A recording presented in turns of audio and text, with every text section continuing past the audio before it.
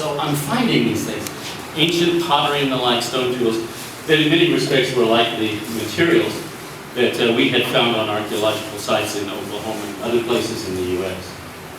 I then brought those materials to Freetown to show the Peace Corps National Director, ultimately the United States Ambassador.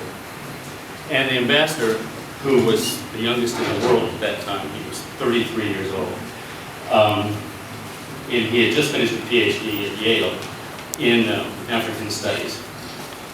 He looked at them and he said, well, nice, but the most important historical site in the country is Bunce Island.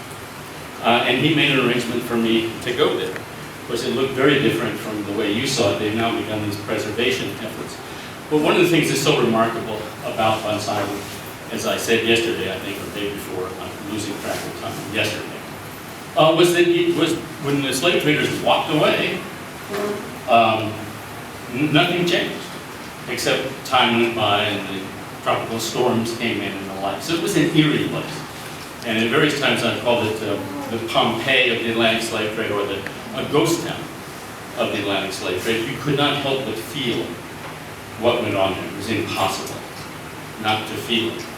But I started doing a lot of archaeological reconnaissance there, collecting artifacts, looking at the walls, measuring the walls, making a ground plan of the place.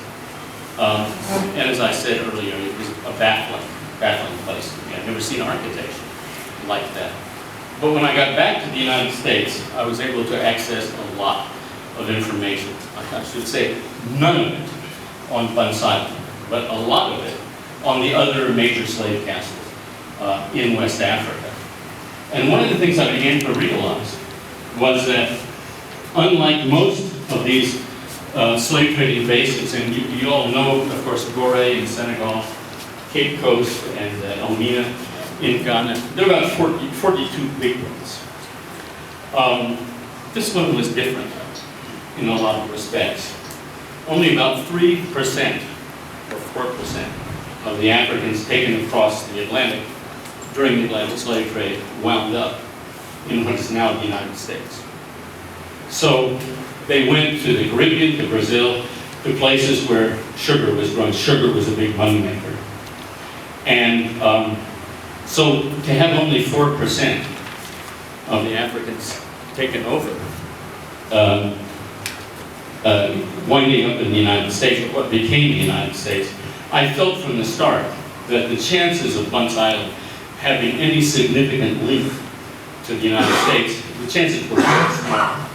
But it turned out that it was a very special place for Americans, in that it shipped a great many enslaved people to Charleston, South Carolina, and later to Georgia.